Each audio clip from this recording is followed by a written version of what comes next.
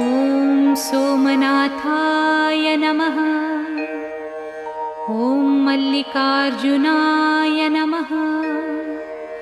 ॐ महाकालेश्वराय नमः।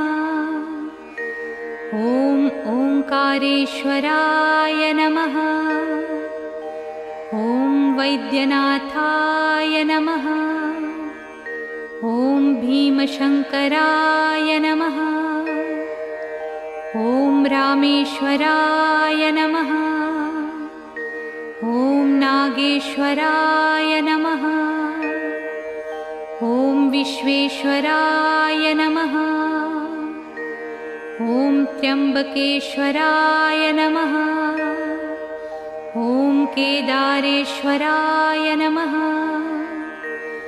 ॐ भुस्मेश्वराय नमः।